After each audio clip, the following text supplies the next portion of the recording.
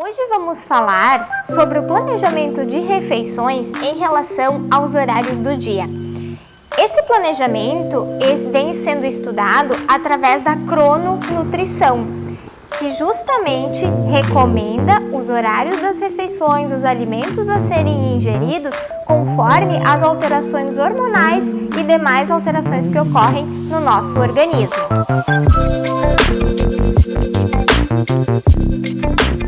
O hormônio cortisol, ele é liberado a partir das 5 da manhã e ele nos prepara para despertar.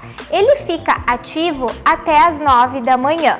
Já a partir das 20 horas, temos uma redução das enzimas digestivas e quem aparece no nosso organismo é o hormônio melatonina. Esse hormônio, ele nos induz ao sono, ao relaxamento. Então, é o momento que a gente descansa. À noite, o hormônio que está em elevação também é a leptina, que é o hormônio da nossa saciedade. Caso a gente tenha uma má noite de sono ou poucas horas, esse hormônio ele pode ficar reduzido ao longo do dia, aumentando inclusive a nossa ingestão calórica e reduzindo o gasto energético. Em síntese, somos seres rítmicos e ativos ao longo do dia. Esse mecanismo, ele vem do tempo do homem das cavernas, se formos estudar a história. O homem saía para caçar ao longo do dia, por vezes ficava vários dias, várias horas sem se alimentar e à noite descansava, não dormia. Então, a crononutrição, ela vem nesse sentido, trazendo o nosso ritmo circadiano em relação ao consumo alimentar. Como é que o nosso corpo entende quando é dia e quando é noite? No nosso globo ocular, temos o nervo óptico, que ele é ligado ao núcleo supraquiasmático no cérebro. Este, por sua vez, percebe a luz solar e identifica quando é dia e quando é noite para disparar os sinais hormonais. Além desse relógio central, nós temos outros relógios periféricos, que é a tireoide, que também é ativa durante o dia, que é o fígado, o pâncreas, né? Então, alguns exemplos. E o momento das refeições, eles podem adiantar ou atrasar esses relógios fisiológicos que temos. Quando o nosso relógio central está desalinhado em relação aos nossos relógios periféricos, pode ocorrer uma cronodisrupção e aí alguns sintomas de doenças crônicas podem aparecer. Obesidade, hipercolesterolemia, ou seja, o colesterol elevado, diabetes mellitus, a síndrome metabólica, envelhecimento precoce, acúmulo de gordura. As alterações no nosso ciclo circadiano podem levar a essas consequências. Em médio a longo prazo, com certeza. Bem como pessoas com hábitos noturnos também podem levar-se a ter alguns sintomas nesse sentido. Então, dentro da crononutrição, temos alguns protocolos que induzem a uma janela alimentar.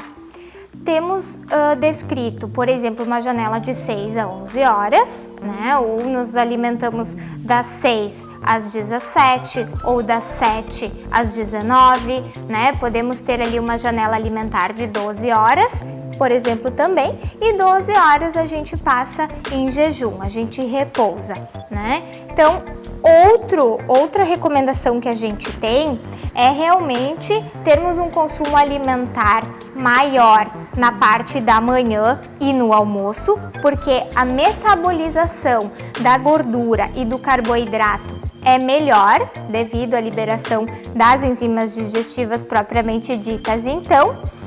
E vamos então à apresentação de algumas opções de pratos e de refeições que podemos estar associando. De manhã, muito importante, alimentos anti-inflamatórios e preparações ricas em fibras, para que a gente tenha um bom controle da glicemia e inclusive para manter uma boa saciedade no almoço e um controle da glicose após o almoço também. Então a gente associa todos os grupos alimentares na medida do possível, alimentos ricos em triptofano, também, associados a carboidratos para uma boa produção de serotonina à noite também. Então, podemos associar para quem gosta de um pãozinho integral, com uma fibra e um abacate amassado, né, como fonte de ômega 3 e sendo fruta também. Temos o pão também, que pode ser escolhido com um queijo tipo quark, com um queijo cottage ou o queijo da sua preferência. Temos o ovo como fonte de triptofano e proteína, o mamão e a banana como fonte de fibras e sendo do grupo, então, das frutas.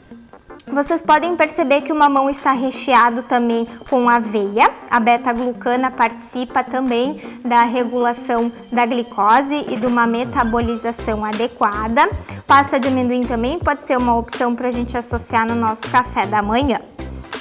Aqui temos o bom café preto como fonte de polifenóis também, mas se for da preferência utilizar o leite também pode ser possível. Aqui temos um overnight oats, onde a gente associa a aveia, o iogurte com chia e uma fruta em camadas. Normalmente a gente prepara da noite para o dia.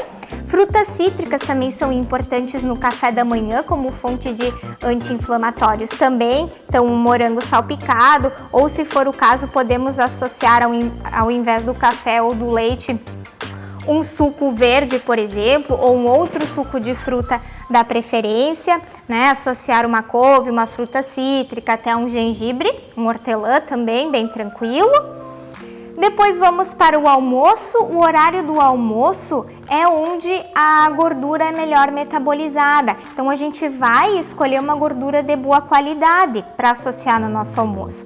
Aqui temos, não sei se vai dar para ver exatamente, o azeite de oliva regado sobre a salada, praticamente metade do prato salada, completado com carboidrato integral, só para lembrar que quando for a base de farinha que a gente tente escolher um carboidrato integral ou um complexo que seja batata, que seja aipim, né? Uma fonte de carne e o bom e velho feijão, uma comida de verdade, né? O feijão pode ser substituído então pela lentilha também, a massa por qualquer outro carboidrato, como já falamos. Em associação para aumentar a absorção de ferro, temos os physalis, né? Só para lembrar da vitamina C após a ingestão de ferro não M, né? E temos por cima também salpicado fibras, que nesse caso é a linhaça. Sempre lembrando do consumo de água entre as refeições, né? Não se faz necessário com as refeições, porque a gente necessita de uma mastigação excessiva. Lembrando também que durante o dia a nossa salivação é maior, então propicia realmente o momento das refeições nos horários do dia, tá? Lanches da tarde, né? Temos várias opções aqui.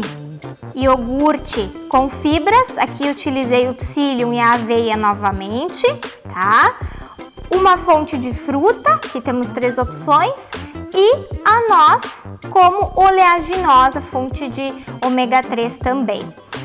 Uma segunda opção de lanche, batata doce com semente de girassol, ovos cozidos e 2 ou 3 damascos, também podem ser aproveitados nesse lanche da tarde para quem gosta, né? Qual é que é a ideia aqui do lanche da tarde, né, pessoal? A crononutrição, ela não induz a várias refeições por dia, 5 a 6, de 3 em 3 horas, né?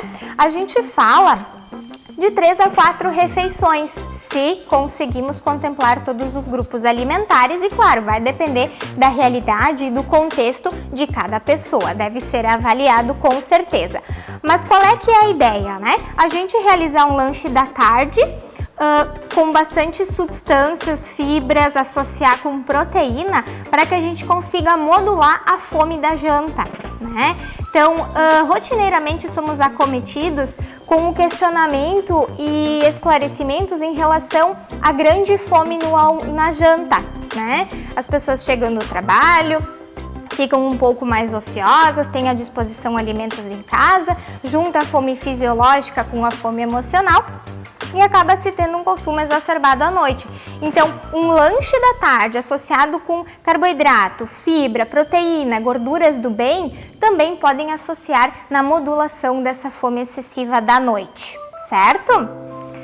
Bem, à noite, pessoal, como já vimos, a partir das 8 entra em cena a melatonina, que nos prepara para o repouso, para o descanso. Então, o que acontece a partir desse momento? Além de reduzir as enzimas digestivas que ajudam a digerir os alimentos, a nossa motilidade intestinal é menor, a digestão reduz em torno de 50%, né? Então, quem é que já não comeu exageradamente à noite e foi dormir e se sentiu mal, se sentiu pesado, distendido? Realmente porque esse consumo pode ter sido exacerbado e a digestão é reduzida a partir das 20 horas ou, enfim, no período da noite. Então, o que eu trago para vocês aqui, né? A gente pode estar selecionando entre algum tipo de carne. Aqui eu trouxe o querido peixe, que muitas vezes é esquecido pela maioria das pessoas. Ele pode estar sendo utilizado no almoço também. Aqui temos um filé de peixe, mas pode ser o atum, pode ser o peixe da preferência de vocês, ou um ovo também, ou em associação.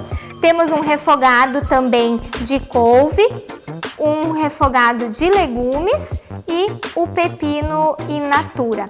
Lembrando que esse peixe ele foi cozido com cúrcuma ou açafrão da terra, que é também um anti-inflamatório, em associação com a pimenta preta, tem uma absorção elevada também. Temos por cima do nosso refogado sementes de abóbora, que é rico em magnésio, também auxilia na liberação, no bom funcionamento ali da melatonina, levando consequentemente a um sono de boa qualidade, certo?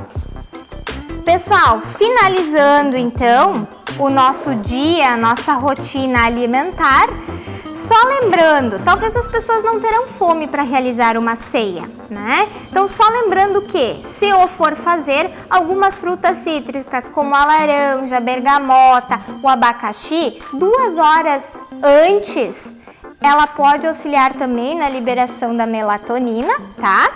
E para quem gosta de um chazinho, também pode-se fazer uso antes de dormir, para auxiliar já na higiene do sono.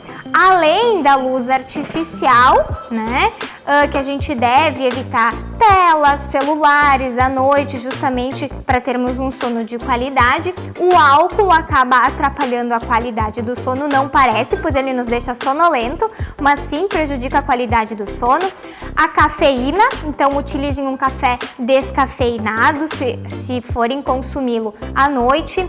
Alimentos ricos em sódio, né? Sempre lembrando, quanto menos melhor nas preparações, porque ele já está presente nas nossas refeições, nos nossos alimentos, né? Então, nesse chá contém mulungu, camomila, melissa e folhas de maracujá, tá? Para nos auxiliar aí na higiene do sono. Sempre lembrando, né, pessoal? O importante é a gente ter uma regularidade e constância, sempre respeitando também a nossa fome e a nossa saciedade.